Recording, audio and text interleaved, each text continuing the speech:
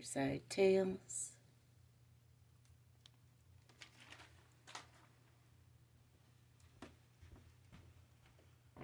Hello. I'm Merlin, Mililli. Welcome to my fireside, where we get weird and tell tales within tales. And we drink coffee.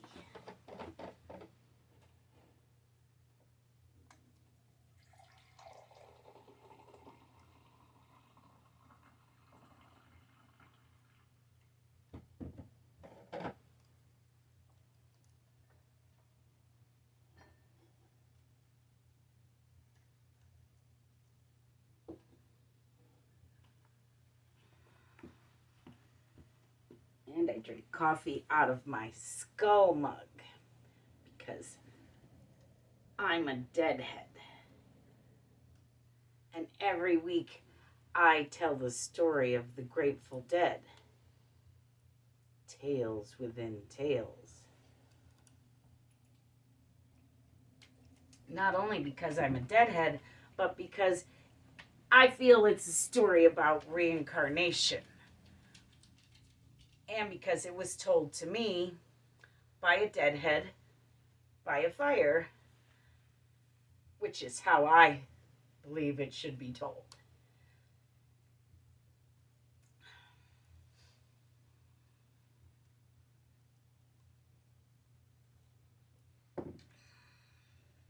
A deadhead is someone who really likes the Grateful Dead.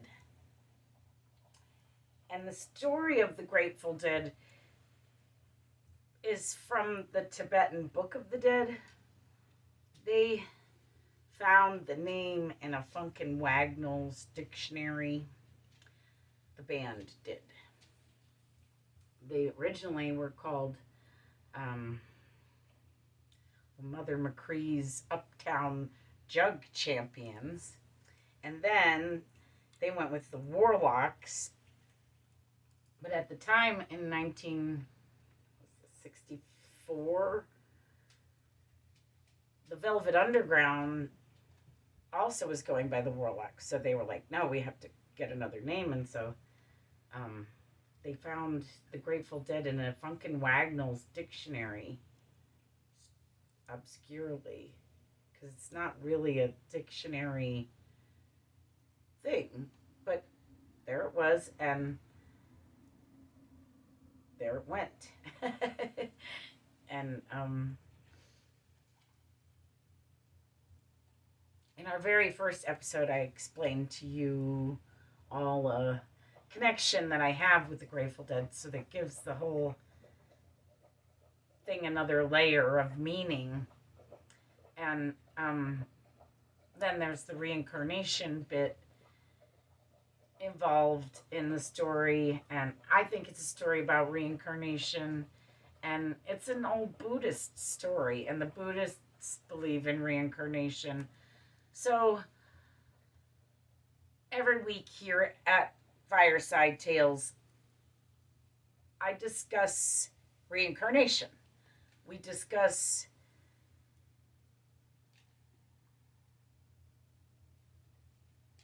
all the lives I've lived.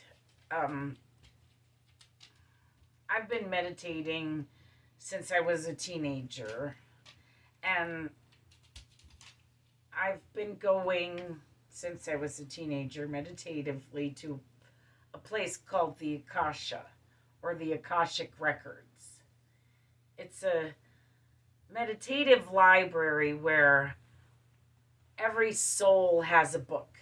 And in the library, they keep track of where your soul has been in your book. And if you've been reincarnated, there's a record of it, and who you were, when you were, and where you were. So I go to the Akashic Records to look into my book. I don't ever look in anyone else's book. I had people ask me, but I've never actually looked in their book. I've gone and looked at what someone's book looked like. And that was all I would do. I don't have time for that. I have enough problems with my own problems and past lives and past life regression and all that stuff. So I don't, I'm not into nosing about in other people's books. Not to mention, I'm with my spirit guides and I sort of am magically taken to my book, and my book seems to be sort of enchanted. I don't think that I would be able to be honest, but maybe. Anyhow, so every life I've lived seems to have these threads, and one of the threads are that I've been through multiple lifetimes. I've been a psychic medium. So I am in this life and in this body now a psychic medium. And the spirits have a theory about reincarnation. And it is that they believe that, or at least most of them believe that if you're reincarnated, you've been murdered. And that's the key to reincarnation. So if you get murdered, you get to come back and have another chance. And I'm not talking about come back in your same body as a zombie or a corpse or anything. You're reborn in another body as another person, and you live another life in a baby body. You know, you're born a new baby, and then you live another life. Body dies, and then your soul moves on into another body, but not possessing a body. It's a baby body that, you know, the multiverse has chosen, or God, if you will.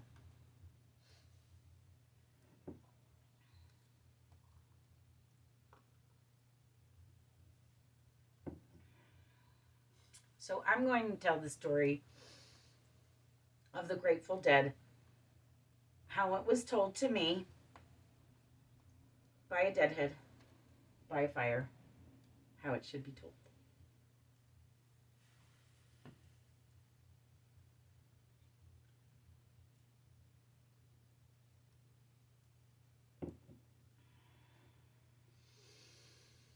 Once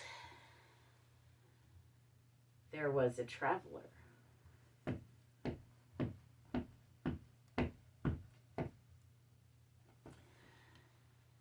It was so long ago that she traveled by foot.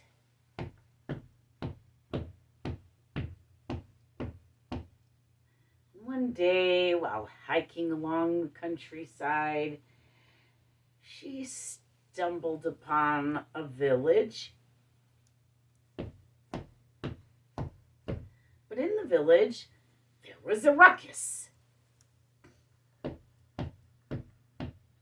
As she got closer to the ruckus, she discovered that people were arguing literally over a dead body.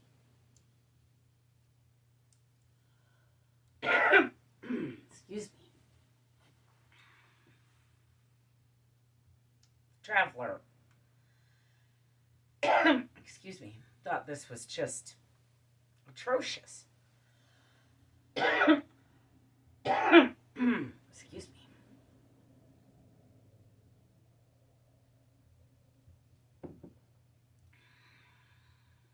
And it made her choke on her coffee. Anyway, she thought this was atrocious. People arguing over the dead body. They were arguing over his debts and who was going to bury him, and she just thought it was disrespectful. So she pays the dead man's debts and she pays for a proper burial, and she prays over the dead man's grave, and she travels on.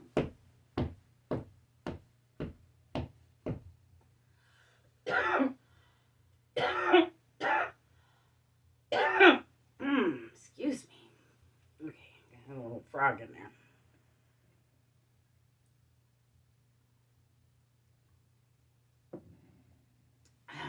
So then one day, decades later, the same traveler from the beginning of the story happens upon a life or death situation, mortal peril. And out of nowhere, this stranger comes and saves her life. Traveler says, "Thank you. Who are you? Where did you come from? Why did you save my life? Thank you." And the stranger simply says, "I am the Grateful Dead." It's the dead man from the beginning of the story. But his spirit has been able to move on, well, because somebody paid his debts and gave him proper burial, prayed over his grave. And he obviously has a new body because spirits don't save lives. Corpses, zombies don't save lives. It's decades later, he was reborn in a new body and showing his gratitude, having remembered the kindness of the stranger, of the traveler. He saves her life because she saved his death.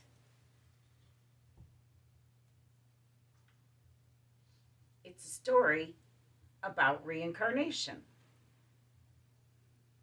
And that's what we talk about here at Fireside Tales. We talk a lot about reincarnation. One of my goals with this show is just to enlighten people as to what reincarnation is. Because they really don't seem to know.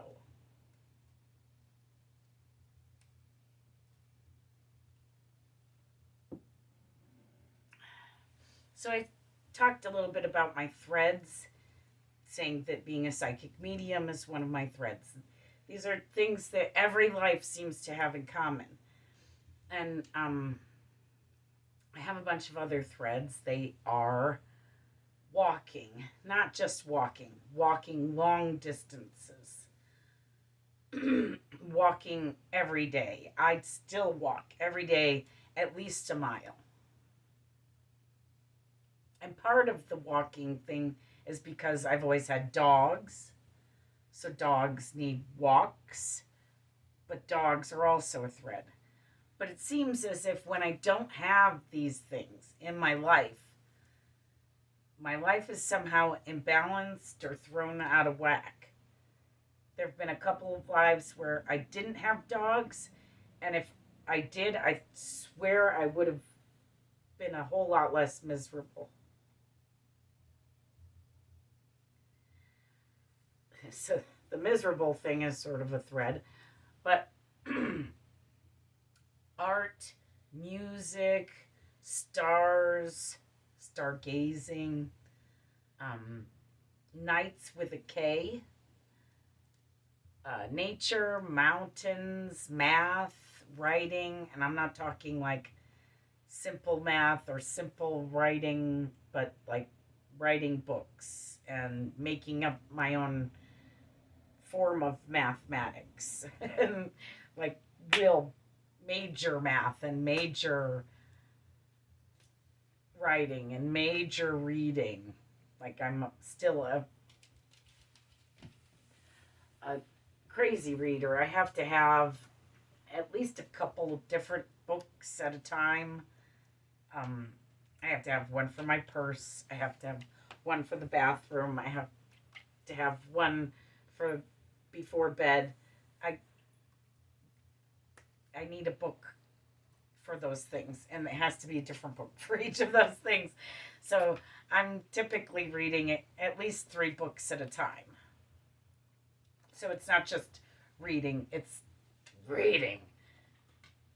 and I read them, in a reasonable amount of time, in which, people who are reading one book read a book in the same amount of time that a regular person reads one book. I can read 3. So then there's Push Against the Church. That's a thread. They sort of burnt me at the stake twice. So I have this push against the church. Birds, angels, travel. I'm still major travel hound. I must travel. Native Americans, particularly Apache, horses, oceans, epilepsy, Boston, and a deep respect for the poor. So every week I've been discussing a little bit of my book. Like I said in our first episode, I discussed my very last life and my connection with the Grateful Dead. The one right before this life. That body died, and I was reborn in a little baby body that grew up to be me. In this body. So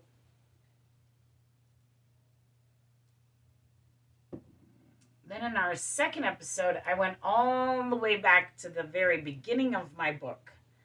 And we started forward gradually. And we've been moving towards present day. So we started in ancient Peru.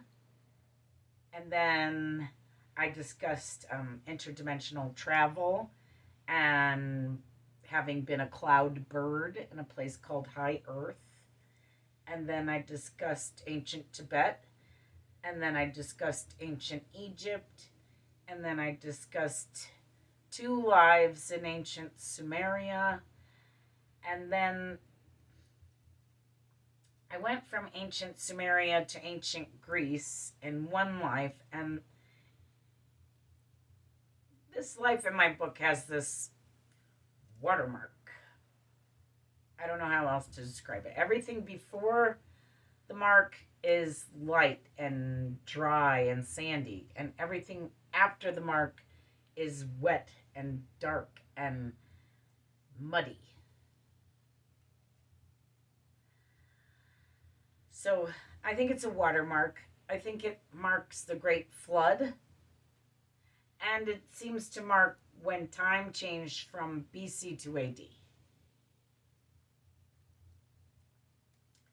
So then after the watermark, well, during the flood, I end up in a boat. And the only place we can land is Scotland, because it's the only place in all of Europe, really, that's sticking out of the water. Everything else was flooded. Because we came from Greece in a boat and went by all these places that should have been there. France, England, Ireland, and they weren't there. So we landed in Scotland, and I was murdered there. And then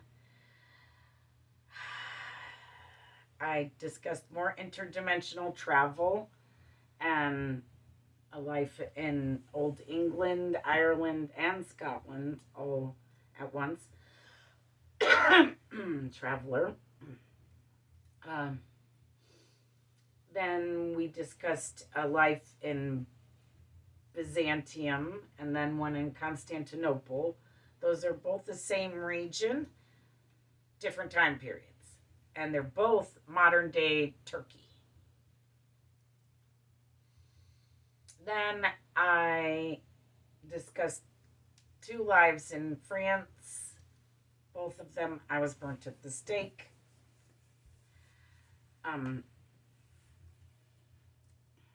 That's my push against the church. Then I discussed 2 lives in Italy, and then I discussed 1 life in England, where I never even left England, not even for anything. I was definitely not a traveler in that 1 life, but had I been, I think I would have been a lot less miserable. And perhaps not murdered. I think he was murdered. Anyway, then I discussed a life in France where I ended up scooting myself off really quickly to America and ended up in Massachusetts and died in what is now California. Then I ended up in Austria, firmly building my music thread. And then I ended up in Boston twice. And then I ended up in Scotland and Boston. And then I ended up in the Netherlands and France. And then I ended up in America at the Four Corners. I didn't discuss last week that I had traveled along the Mississippi, up the Mississippi River to the Four Corners. So wherever I had come from was probably around Mississippi.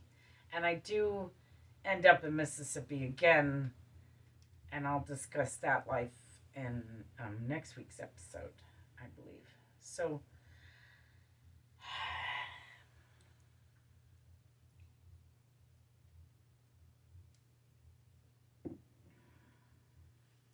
I last left you in the United States, in America, at the Four Corners, which is where, was it Colorado, Arizona, New Mexico, and one other state meet. I can't think of the other state right now. I don't believe any of those states were really established at the time, but it became known as the Four Corners area. So,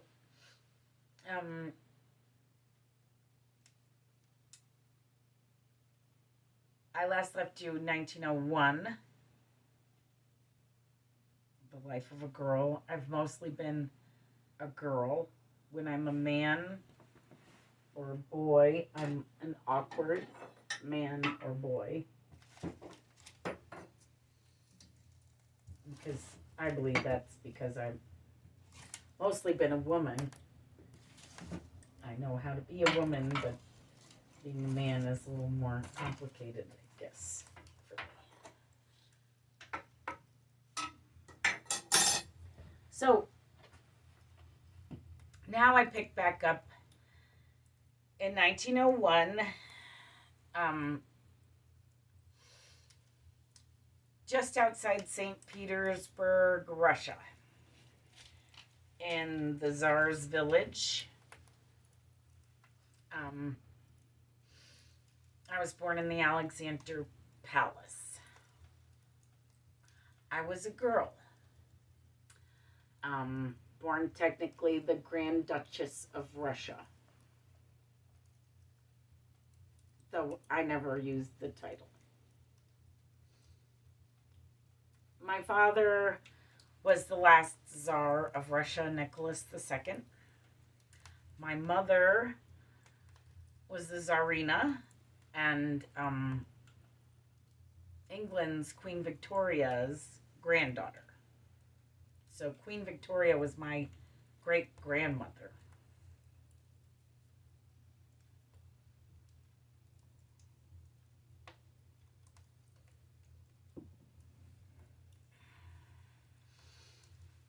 So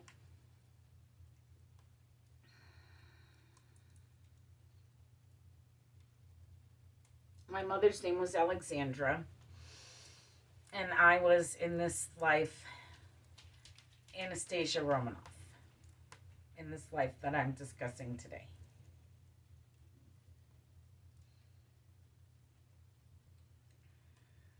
Yes, kind of another miserable life, if you know Anastasia's fate in history.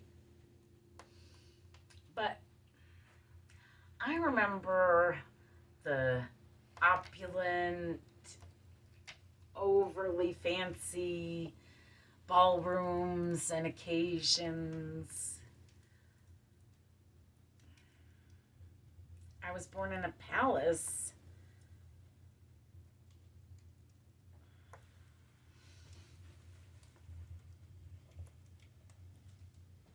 But after starving to death in my life before that, in which I only owned a t-shirt. So what a contrast. How vastly different, and seemingly a reward, I guess, for having starved to death or something. Somebody felt bad for me and allowed me to be born the Grand Duchess or something. So,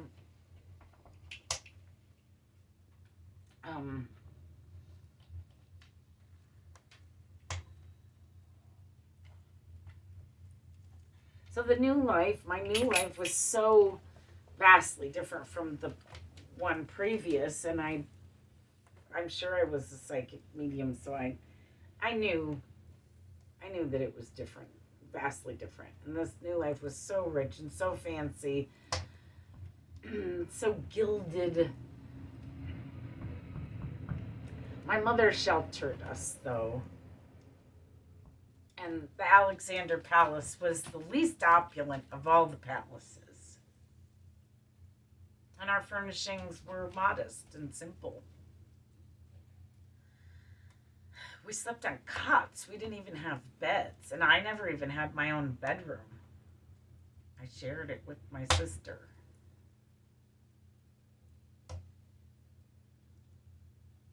So, we had to take cold baths every morning. It wasn't exactly a princess sort of life. Imagine being a Grand Duchess and having to take cold baths every morning.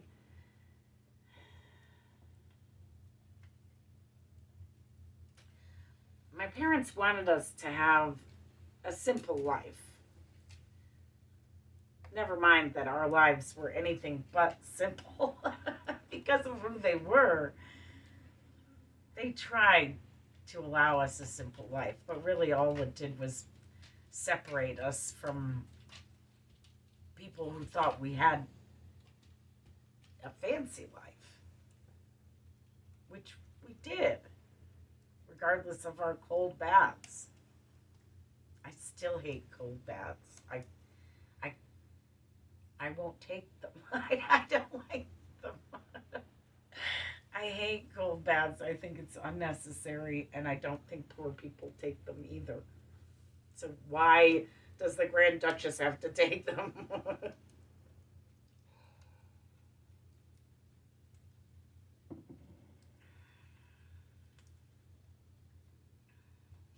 I think my parents disagreed too much with their parents. Too much to learn from them what they were supposed to learn. And their parents either being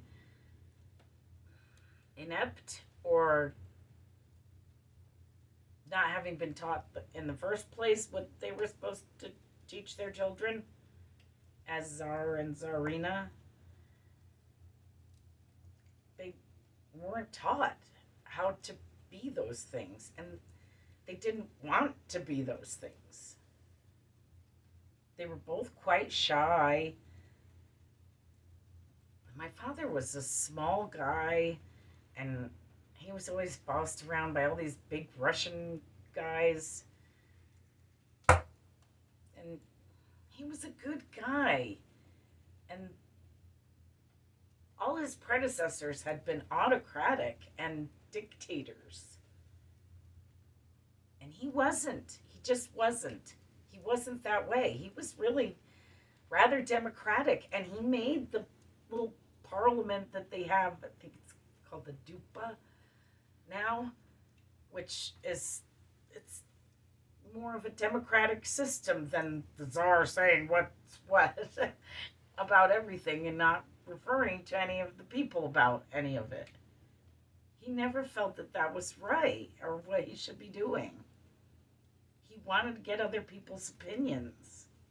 He valued other people's opinions, which is not anything any of the other czars did. So he was different.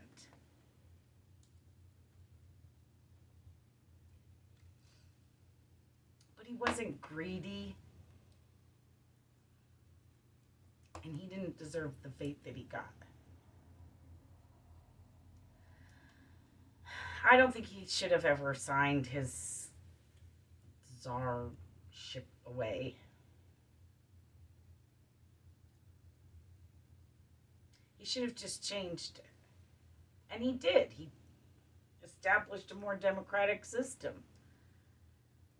that they still have, despite having killed him and his family, which they did. He signed away his being the czar, and they sent us to Siberia. I think everything just changed when Rasputin came. My little brother, who we called Nicky, no one seems to know that in all the documentaries. They call him Alexei, but we called him Nicky, and that was his middle name. He had hemophilia, and he was next in line to be czar. So no one wanted anyone to know that he was hemophilia. He was a hemophiliac. And Queen Victoria had been a hemophiliac, and it was hereditary. And poor Nicky inherited it, and Rasputin had these weird cures. I don't know, it was as if he was making the boy sicker than he was, and then he would pull this miraculous antidote for whatever he had given him in the first place, and he healed Nicky. Isn't that wonderful?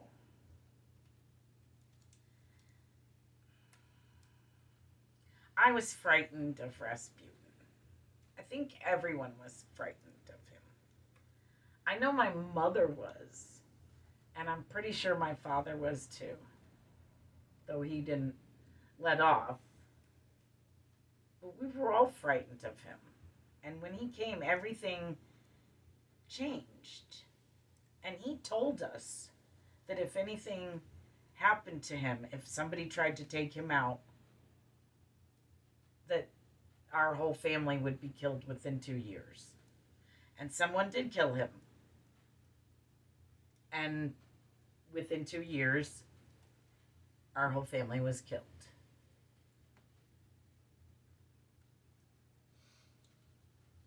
So,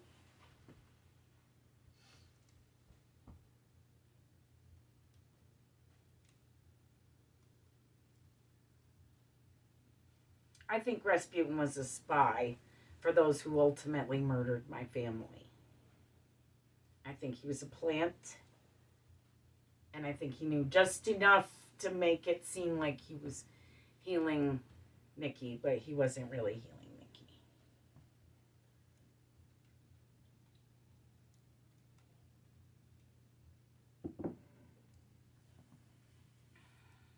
So, in this body, in this life,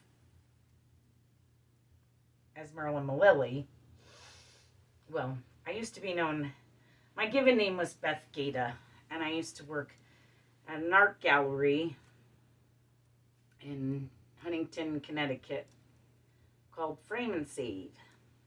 I used to work with this woman, Mary, and we got to talking one day in the 90s about my discovery in my book of having been Anastasia.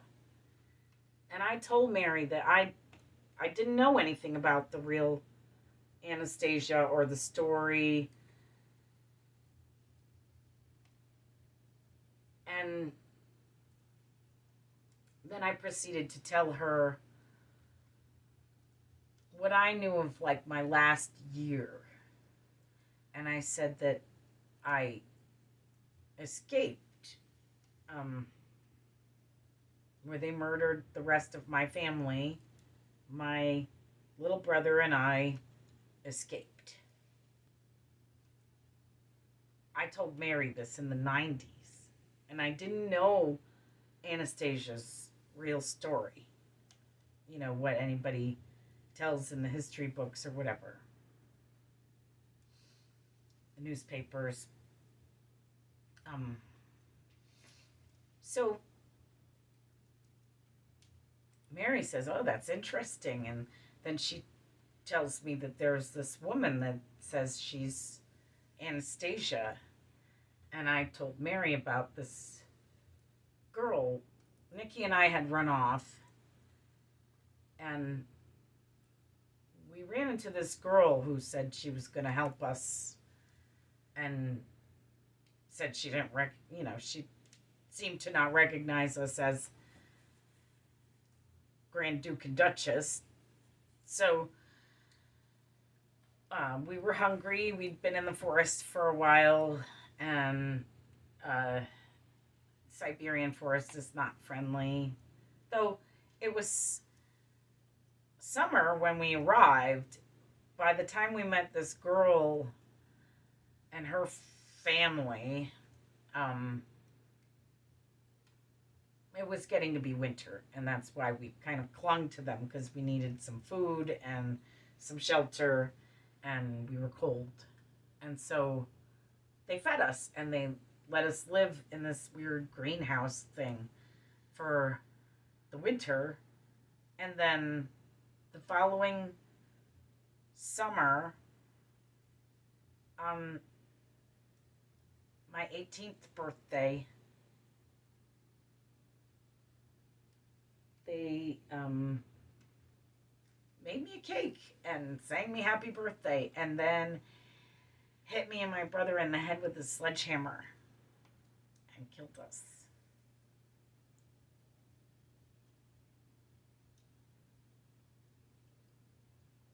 So we'd gotten away because we discovered, well, we really just wanted some fresh air. And we discovered in this weird Siberian house that still creeps me out to this day, just to even see pictures. It gives me the chills, and I get goosebumps, and I don't like that house. But it had these secret passages and like dumb waiters and things like that.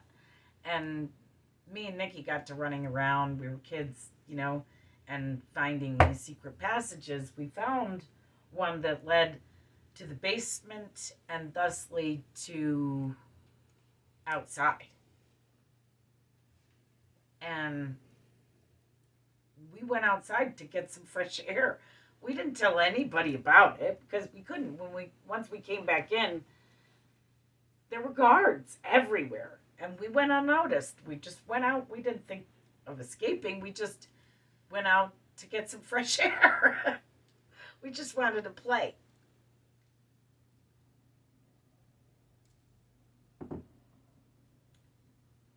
So when we went out to play, we had found, some simple hats. I dressed like a boy, and we put on hats, and we just would blend in with the other kids, or try, just appear to be a regular kid supposed to be out playing. I'm not sure if we did, but we went unnoticed. And then when we came back in, some days later, they brought us down to the basement, and Nikki and I, when it was all smoky in there because they had missed because they were drunk, and we all had on these corsets with jewels sewed into them, and they served like bulletproof vests. So they sort of missed, and then there was all this smoke, and no one could see anything. And so, plus they were saying they were taking a picture of us, so the camera was there, and we both, Nikki and I, knew that the camera would also smoke. So we hatched a plan to. We didn't think the guns would be that smoky, but it was really smoky. We hatched a plan to hit the camera and run, and we did it all in like hand signals, and so we ran, and we ran as fast as we could, as far as we could. And like you said, we lived for like a solid year, almost a solid year after our family was murdered.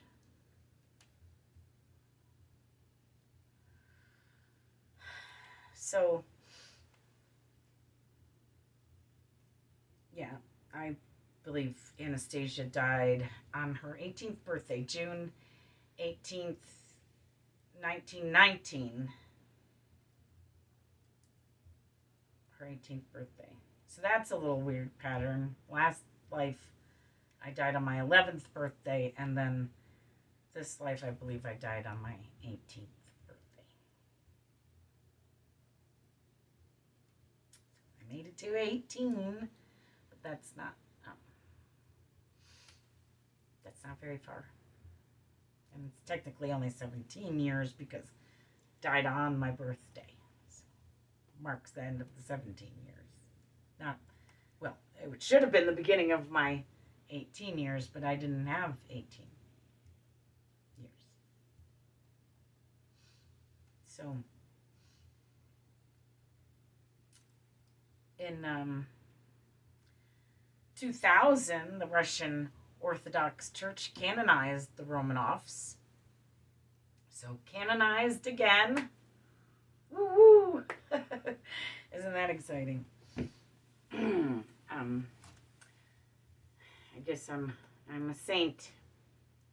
Don't really feel very saintly, I have to say.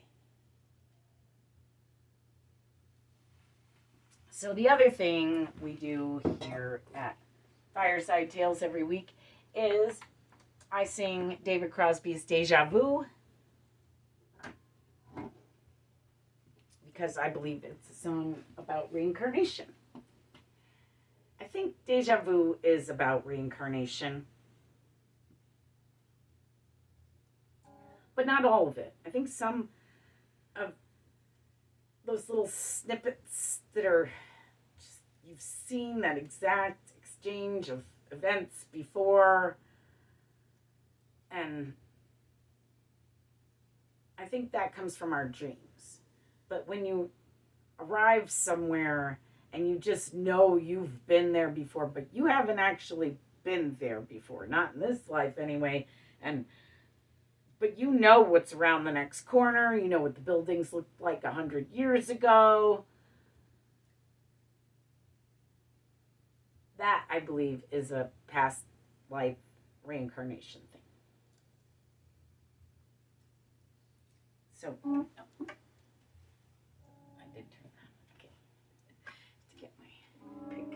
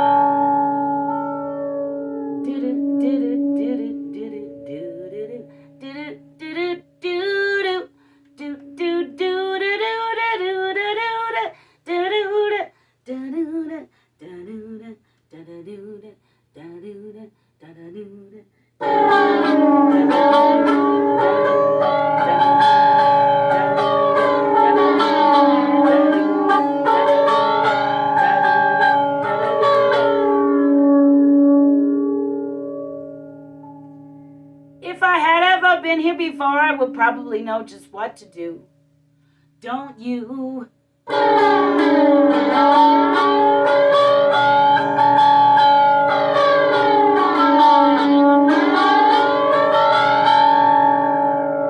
I had ever been here before and another time around the wheel, I would probably know just how to deal with all of you.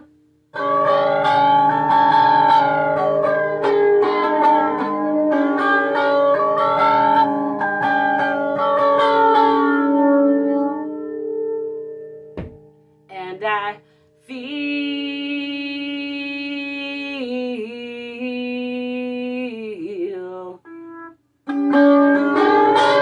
like I've been here before.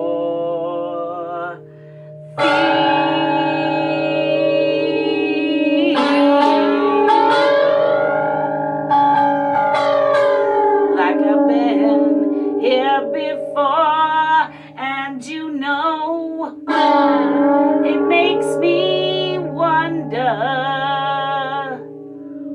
what's going on under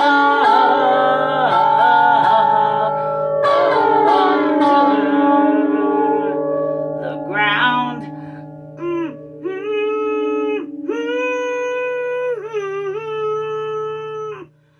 Do you know? Don't you wonder?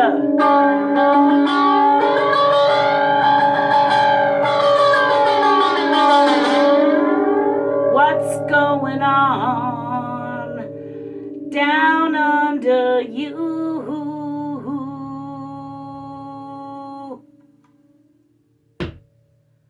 La da da, la da da, la da da da, la da da da.